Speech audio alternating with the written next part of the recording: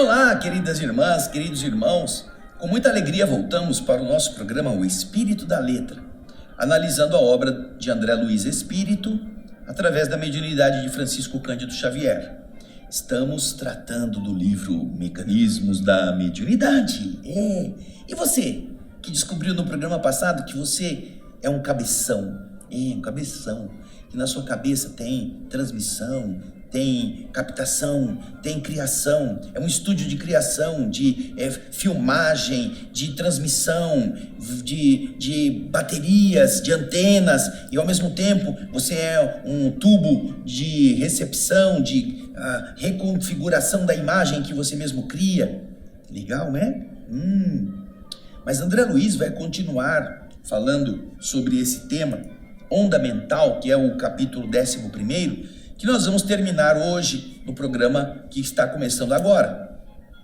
Como você já viu nos programas anteriores, nós fazemos um pequeno resumo de cada subtítulo, para que não fiquemos lendo o livro e não entendendo, tendo que ficar parando toda hora, para poder ilustrar. Nós vamos então fazendo assim, vamos pegando o subtítulo, eu leio, faço um resumo dos pontos importantes, ilustro aquilo que é importante você entender.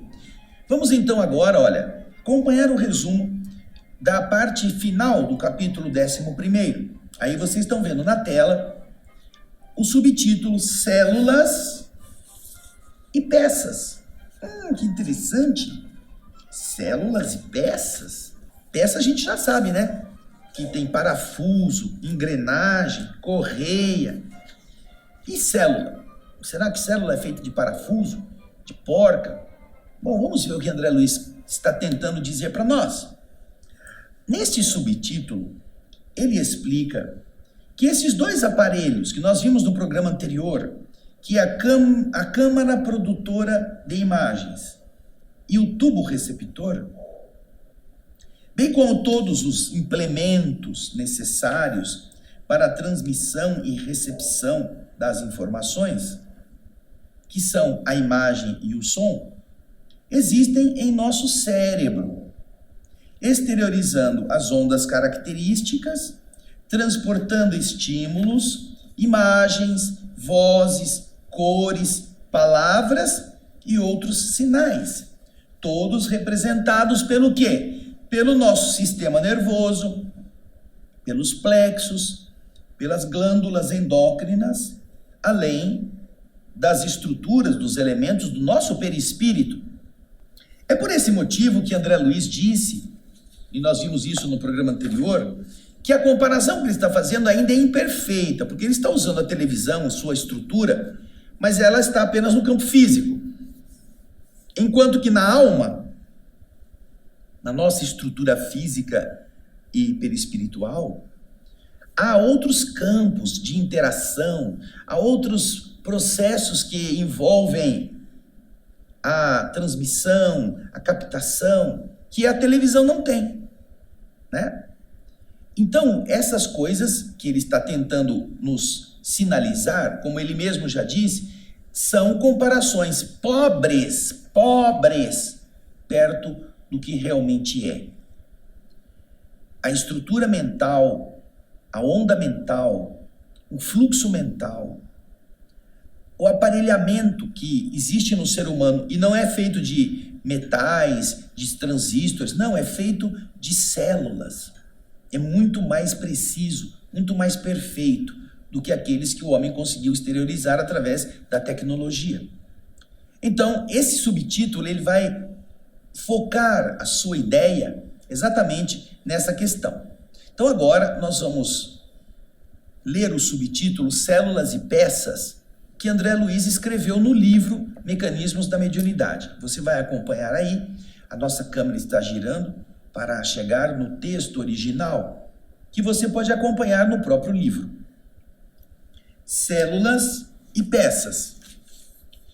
Com muito mais perfeição de organização, o cérebro ou a cabine de manifestação do espírito, tanto quanto nós podemos nos conhecer, do ponto de vista da estrutura mental, nessa nossa presente condição evolutiva, nós não conhecemos tudo ainda, mas o tanto que já se pôde conhecer agora, nesta época, essa cabine mental, essa cabine de manifestação do espírito possui nas células e implementos, nas células e nos seus equipamentos que o servem, aparelhagens correspondentes às peças empregadas em televisão para a emissão e recepção das correntes eletrônicas, exteriorizando as ondas que lhes são características, a transportarem consigo estímulos, imagens, vozes, cores,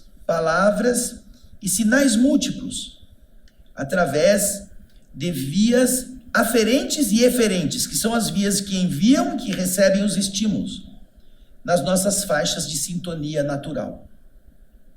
As válvulas, câmaras, antenas e tubos destinados à emissão dos elétrons, que nós vimos lá no iconoscópio e no cinescópio, que está sob o controle dos elétrons emitidos, a formação dos feixes corpusculares, a respectiva deflexão vertical e horizontal para a imagem se compor corretamente, e há operações outras para que o mosaico ou o espelho elétrico forneça os sinais de vídeo equivalentes à metamorfose, à transformação da cena em corrente elétrica, e para que a tela fluorescente converta de novo os sinais de vídeo na própria cena óptica, a exprimir-se nos quadros televisionados, configuram-se admiravelmente nos recursos sensíveis do cérebro, do sistema nervoso, dos plexos e glândulas endócrinas,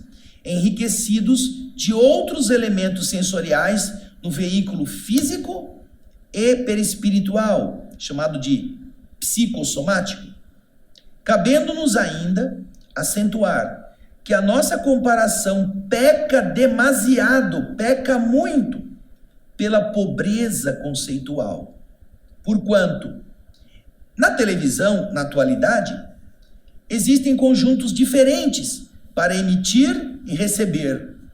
Quando o espírito, na engrenagem individual do cérebro, conta com recursos avançados para o serviço de emissão e recepção simultâneos. Do mesmo modo que você está emitindo, você está recebendo ao mesmo tempo. Olha que interessante. Aqueles que estão fazendo um programa que está sendo filmado, eles estão enviando a notícia, por exemplo. Vamos supor que seja um telejornal. Toda a estrutura feita para pegar a imagem, aquilo que ele está lendo, aquilo que ele está falando, transmitir para as suas centrais, das centrais enviar para os satélites ou para os cabos e chegar na sua casa. Você está recebendo, mas ele não sabe o que você está pensando. Ele não sabe qual é a sua reação. Ele não está vendo simultaneamente o que está passando. Ele apenas emitiu a notícia, a informação, como alguém que está plantando, mas não está vendo a planta nascer. Não está vendo o efeito que ela teve de imediato. Mas no nosso cérebro, não. Nosso cérebro emite e capta simultaneamente. Ao mesmo tempo que está emitindo, está captando.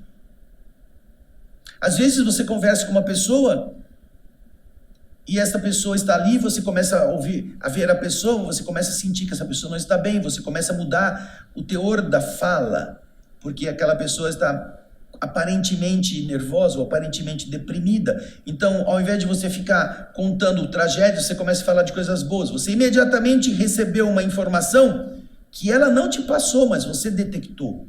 Você está emitindo ideias, está detectando o que está acontecendo.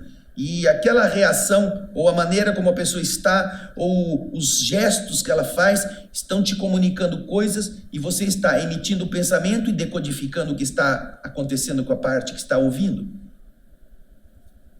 A televisão não faz isso. Por isso que André Luiz está dizendo que ela é mais pobre, bem mais pobre, a comparação que ele faz, é bem mais pobre do que realmente é a nossa câmara mental, o nosso cérebro, que ele emite e recebe simultaneamente. Por isso ele usa toda essa estrutura de plexos, glândulas, sistema nervoso. Por falar em sistema nervoso, você lembra que Nos programas do capítulo anterior, nós falamos da reação involuntária, do arco reflexo, que o nosso organismo desenvolveu para não precisar levar para o cérebro toda hora a notícia: uma formiga pegou seu pé, ou você pisou num espeto, você pisou na brasa quente. O que você vai fazer? Imagina isso. Quantas centenas de informações. Ou então, olha, está precisando passar sangue no seu rim, que o rim está meio parado, não está fazendo nada, você não vai mandar sangue para ele? O estômago fica com uns negócios lá que ainda precisa ser digerido, você não vai mandar o estômago digerir? Já pensou se tivesse que ser assim? Escuta, o pulmão está vazio, não tem nada nele, você tem que botar ar, porque senão você vai morrer, não vai ter oxigênio na célula. Então você não teria como controlar tudo isso ao mesmo tempo? Você desenvolveu ao longo dos milhões de anos de evolução do nosso corpo, e nós vimos isso lá no livro anterior, Evolução em Dois Mundos. Nós fomos desenvolvendo etapa por etapa e fomos automatizando. Automatizar é você fazer sem precisar pensar. Automatizar é você pegar o seu carro na garagem da sua casa e chegar no seu trabalho sem pensar que caminho você fez. Você vai. Você não lembra se virou a esquina, se não virou a esquina, você não lembra se trocou de marcha ou não trocou de marcha, você sabe que você chegou. Por quê? Porque você automatizou o processo. Quando você tinha acabado de tirar a carteira de motorista, você ficava assim: agora vou engatar a primeira, não, vou pisar primeiro na embreagem, engato primeira, depois engato segunda, depois engato terceira, engato quarta, tem que olhar para os lados. Você ficava louco, você ficava nervoso, você chegava cansado de guiar, porque você ainda não tinha automatizado o processo. Porém, depois que você está começando a guiar com mais intensidade, você automatiza isso, você nem lembra mais. Então, o nosso corpo foi desenvolvido ao longo dos milhões de anos para ir automatizando estas estruturas. E essa automatização envolve também a questão do controle desse emitir e desse receber. De tal modo que você não precisa se preocupar com essas coisas, você só precisa estar atento. Quanto mais atento você estiver, mais você colherá informações. Se você não está atento, você deixa passar muitas coisas. Então, a televisão é apenas um processo emissor. Só que o nosso cérebro, ele emite e ele recebe, porque ele também é uma estação receptora por todos os caminhos. Então, você está conversando com alguém na sala da sua casa. Chegou uma visita. Você começa a conversar, uma visita agradável, vocês estão batendo um papo, está indo bem a conversa, está muito legal. Daqui a pouco você está conversando com a pessoa, começa a sentir um cheiro de queimado. Quando aquele cheirinho de queimado começa a entrar no seu nariz, imediatamente o seu cérebro vai falar para você: você deixou alguma coisa ligada no fogão. Meu Deus, o arroz! Vem comigo aqui, vem comigo. Leva a mulher lá, leva a visita para a cozinha. Ah, esqueci que estava o arroz no fogo. Mas, ou seja, você esqueceu conscientemente porque tinha uma outra fonte chamando a sua atenção. Porém, o seu corpo estava ligado e quando o arroz emitiu o odor de arroz queimado, a atmosfera trouxe o cheiro de queimado até o seu nariz. Seu nariz disse: escuta, cuidado que tem alguma coisa no fogo queimando. Imediatamente, o seu cérebro foi informado: você esqueceu o arroz no fogo. Aí você imediatamente diz para o seu corpo: corre na cozinha e desliga o fogo. Então você vê isso, é simultâneo. Você está conversando com alguém, está recebendo imediatamente informações de todas as outras áreas. E isso é importante porque quando você está dirigindo um veículo, você tem que olhar para frente, mas você ouve ruído do motor, você ouve a buzina de alguém, você escuta uma criança gritando do lado, você tem tudo isso que você tem que administrar ao mesmo tempo. Olha só como o nosso cérebro é perfeito, coisa que a televisão está muitos milhares de anos-luz para trás ainda, não consegue fazer. Existe agora a tal Smart TV, né? Smart, esperta, inteligente, smart, né? Essa Smart TV, ela acompanha você, ela vê o que você está fazendo, ela vê onde você entrou, ela vê qual é o seu interesse, ela escuta o que você está falando. Então faz essa experiência.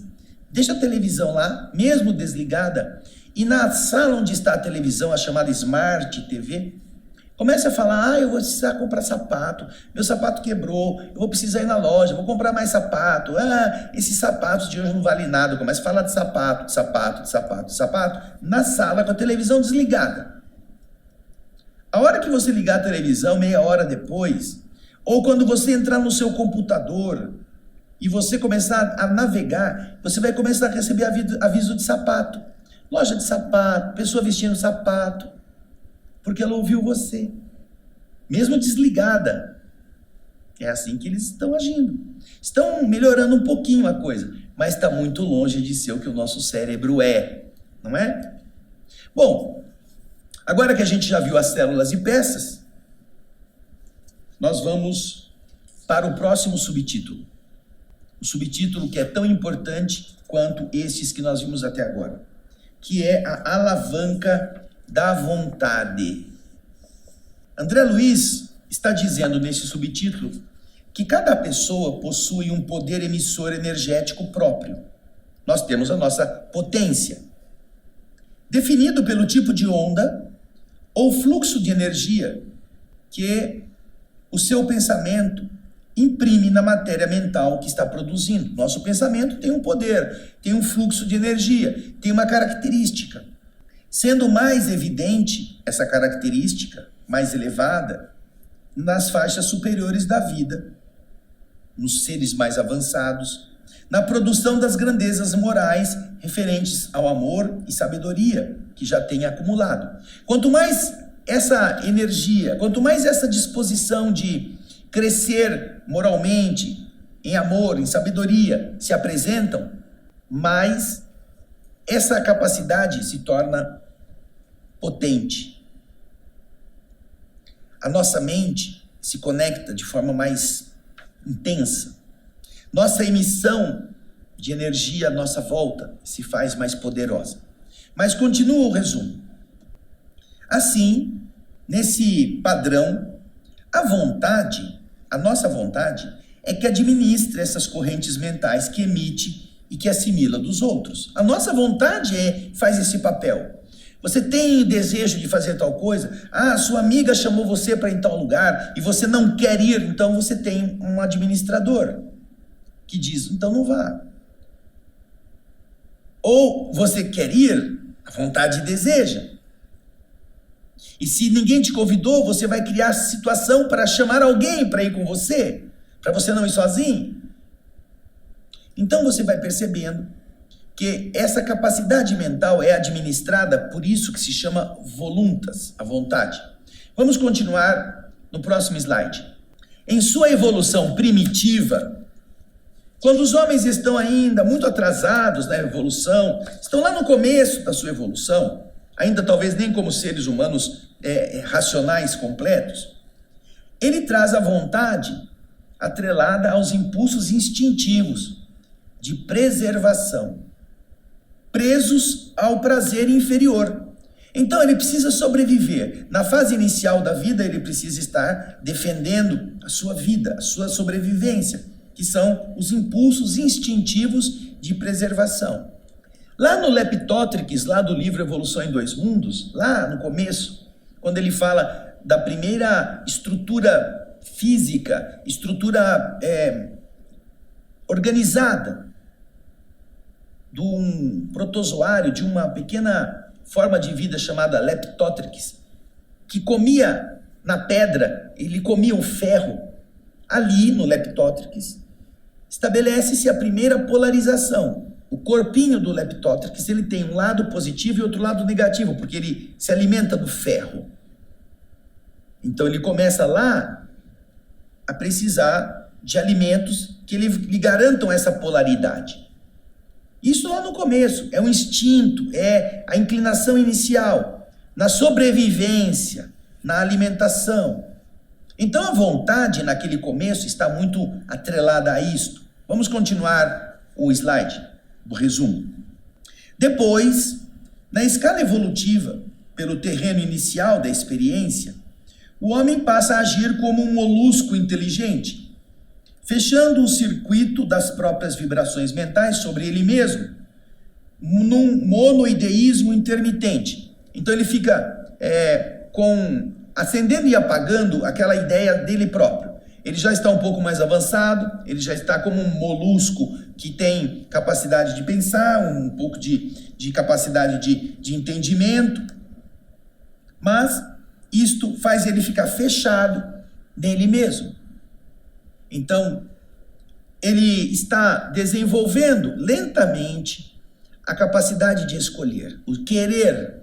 Porém, no começo, ele não tem o querer que nós hoje temos, ele tem impulso para se preservar, para se esconder, para comer, para se proteger. Depois ele começa a ter, um pouco mais avançado, outros impulsos, também já um pouquinho mais amplos, mas ainda assim presos à mesma ideia dele próprio. E isto vai fazer com que ele passe estágios, longos estágios de automação disto que mais para frente vai ser designado como vontade. É isso que ele está explicando nesse subtítulo, que agora a gente vai fazer a leitura do livro oficial. Vamos lá? A alavanca da vontade. Reconhecemos que toda criatura dispõe de oscilações, ciclos mentais próprios, pelas quais ele entra em combinação espontânea com a onda de outras criaturas, desencarnadas ou encarnadas, que se afinem com as inclinações e desejos, atitudes e obras, no quimismo inelutável, na química indiscutível do pensamento. O pensamento emite uma onda e as entidades, as coisas, as pessoas que estejam vibrando semelhantemente serão atraídas ou serão simpáticas. Certo? Ele está dizendo isso. Voltando ao livro, ele diz o seguinte: compreendendo-se que toda partícula de matéria em movimentação se caracteriza por um impulso inconfundível, será fácil observar que cada espírito, pelo poder vibratório de que seja dotado, produzirá e imprimirá aos seus recursos mentais o tipo de onda ou de fluxo magnético que lhe defina a personalidade, que se tornará evidente nas faixas superiores da vida, na proporção das grandezas morais, do ponto de vista de amor e sabedoria que já tenha acumulado em si mesmo, que é o que nós já dissemos. Quanto mais elevado é o espírito, mais ele estará potente do ponto de vista das emissões mentais, do fluxo mental que nasce dele. Quanto menos ele está elevado, ele não está ainda dominando o processo da criação, do desejo. Ele está sendo empurrado para um lado ou para outro, como ele vai continuar dizendo aí. E para manejar, para administrar as correntes mentais, em serviço de projetar é colocar para fora, das próprias energias, e de assimilação, colocar para dentro, as energias alheias, a alma dispõe nela mesma da alavanca da vontade. Por ela, vagarosamente construída em milênios e milênios de trabalho automatizante. No começo, presa aos círculos apertados, angustos do primitivismo, a vontade, agarrada ao instinto de preservação, faz do espírito um inveterado monomaníaco, obcecado crônico do prazer inferior. Ele só sente prazer, ele só precisa comer, ele só precisa se proteger, ele precisa dormir. Então esse prazer inferior faz ele ficar obcecado com essa preocupação. Porém, avançando pelo terreno inicial da experiência, deixando essa parte primitiva e começando a andar no sentido da sua evolução, aparece então o homem como se fosse um molusco inteligente, sempre disposto a fechar o circuito das próprias oscilações mentais sobre si mesmo, em um monoideísmo intermitente. Ele muda um pouquinho e volta, ele sai um pouquinho e volta. Ele tem sempre essa postura, ele ainda não desenvolveu a capacidade de sair de si mesmo. Então, a mente ainda está presa. É claro, ele não está desenvolvido. Porém, em cada uma dessas etapas, ele vai o quê? Automatizando o instinto, depois a postura de começar a abandonar o instinto e fazer umas viagenzinhas ali para fora. Tudo isso vai sendo administrado, vai sendo experimentado, vai sendo arquivado e depois fica automático. Então, a vontade, para ela chegar àquilo que se chama vontade, ela passa por esses estágios. É isso que ele está comentando agora. Como ele disse aqui, a alavanca da vontade. Mas ele começou a explicar isso nos seres primitivos. Depois nos seres um pouquinho já evoluídos. Menos que os primitivos. Mas ainda muito atrasados. Agora, nós vamos para o resumo do subtítulo seguinte, que é vontade e aperfeiçoamento. Vamos dar uma olhadinha? Bom, esse é o subtítulo que dá continuidade ao anterior, né? Alavanca da vontade. Vimos os dois primeiros exemplos do ser primitivíssimo e depois o que já evolui um pouquinho. E agora, André Luiz vai comentar o seguinte. Esse é o resumo que fui eu quem fez, tá? Com o curso da evolução, aparecem a memória e a imaginação, ainda curtas, limitando a vontade do homem a uma simples tendência, como sendo o primeiro degrau da sua capacidade de decidir. Sofre os conflitos que lhe pedem burilamento através do trabalho. Ele sofre esse conflito. Permanecendo no campo das vibrações que o atraem, ele prefere não fazer nada, ele prefere ficar preguiçoso, ele prefere se esconder. Permanecendo então no campo das vibrações que o atraem, onde ele encontra o mesmo tipo de onda semelhante, de que ele se abastece, no predomínio do seu ego. Então os espíritos que estão agora num estado um pouco mais avançado, eles começam a ter memória e imaginação ainda curtas, pequenas. E eles ficam começando a procurar apoio naqueles que pensam como eles, que gostam das mesmas coisas. E eles são desafiados pelos conflitos naturais da existência a se burilarem, a se transformarem, a exigirem mais de si mesmo pelo trabalho. Porém, aqueles que estão acomodados no seu modo de ser, gostam de ficar do jeito que estão. E quando encontram apoio, eles se apoiam e ficam lá, um agarradinho no outro. Nós somos amigos, nós gostamos das mesmas coisas. Então, nesse período, ele se relaciona com os iguais, por longos períodos de reencarnações de aprendizagem. Então, ele vai criando os núcleos que são semelhantes, que têm as mesmas vontades, que têm o mesmo objetivo, porque eles são afinizados, as ondas deles são semelhantes, elas se harmonizam.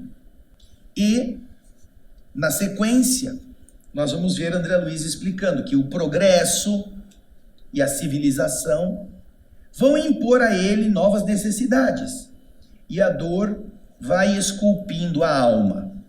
Ele pode ficar um tempo assim, por muitas reencarnações, mas a evolução, o progresso, a necessidade, a criação de convivências mais complexas, a chamada civilização, vai forçá-lo a buscar novas coisas e vai esculpir a sua alma. Com isso, a aquisição de conhecimento acompanha a modificação da vontade nas escolhas. A vontade de prazer e de domínio, depois de largos séculos, se converte em prazer de aperfeiçoar e servir, acompanhados de autodomínio. É prazer, só que é um prazer de aprender, é um prazer de possuir a alegria de ser útil. E ao invés de ser apenas a vontade de dominar, passa a ser a vontade de autodominar-se. Com a evolução da civilização, com os milhões de anos que saem lá da mônada primitiva, a mônada espiritual, até chegar no espírito que hoje já habita a superfície da Terra. Então, André Luiz está explicando essas duas etapas. Agora nós vamos ao texto do livro. Acompanhe comigo a leitura. Vontade e aperfeiçoamento. A memória e a imaginação, ainda curtas, limitam o querer, limitam a volição do homem a uma simples tendência, que no fundo é o aspecto primário da faculdade de decidir, uma tendência. A memória é curta, a imaginação também. Então, a capacidade de decidir é limitada.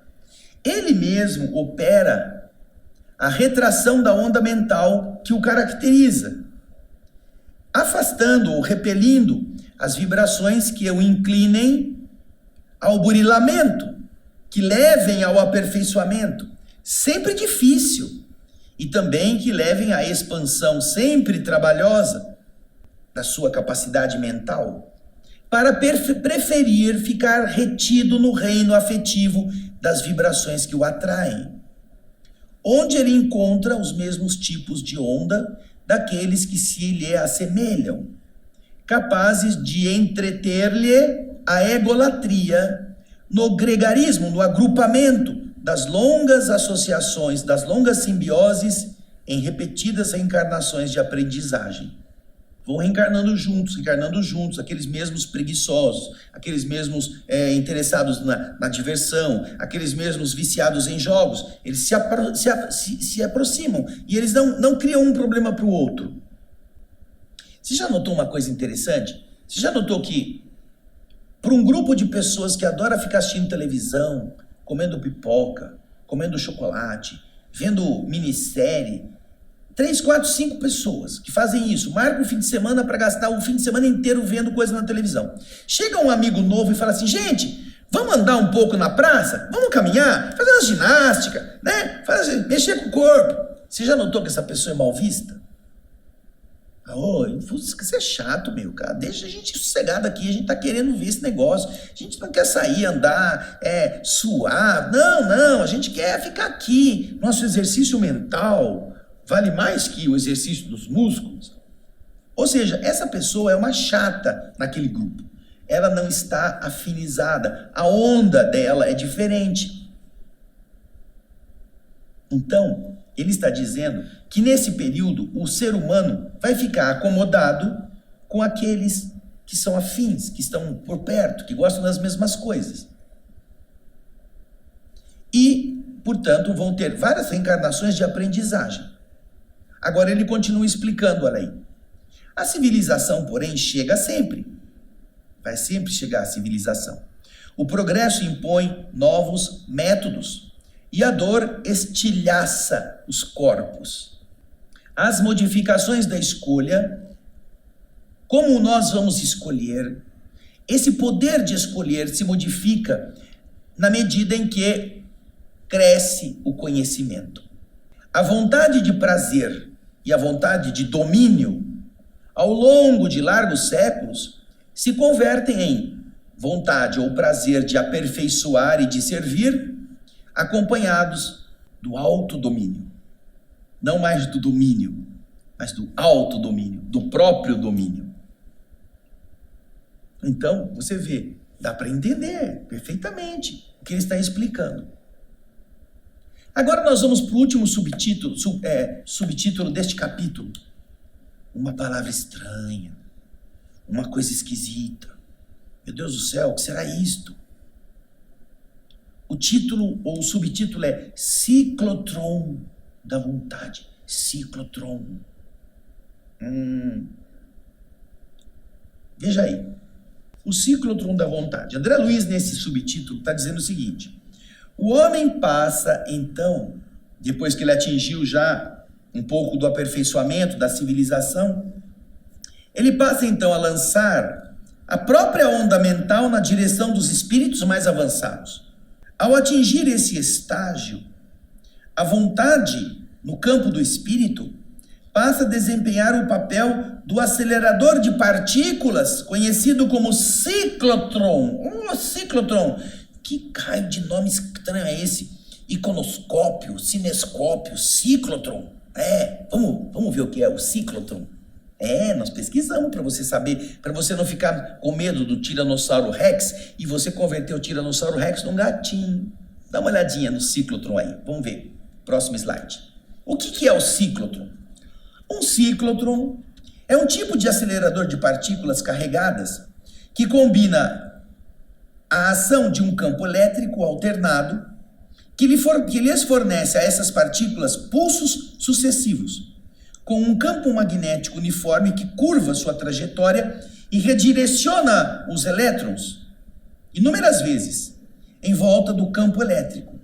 Foi inventado em 1934 pelos físicos Livingstone e Lawrence.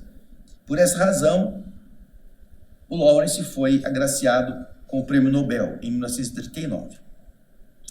Então você vê que é um aparelho cuja finalidade é dar aos elétrons, às partículas, um aceleramento, uma velocidade. Nós temos ciclotrons já em vários lugares, inclusive aqui no Brasil.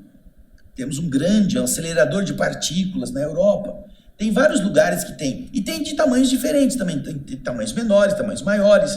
O ciclotron, então, tem uma finalidade de acelerar a partícula. E você vai ver no próximo slide um exemplo deste processo.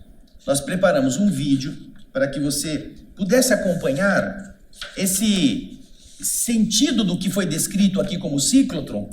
Dá uma olhadinha nesse vídeo. Veja aí, isso é um ciclotron. Parece um caramujo, né? Cheio de voltinha. Lá no miolo começam a sair os impulsos elétricos, os elétrons. E você está vendo que cada hora muda a cor. Ora é positivo, ora negativo. Então o elétron é atraído pelo positivo. Ele é negativo, ele vai para o positivo. Daí ele está no positivo, ele vai para o negativo. Ele vai do negativo para o positivo.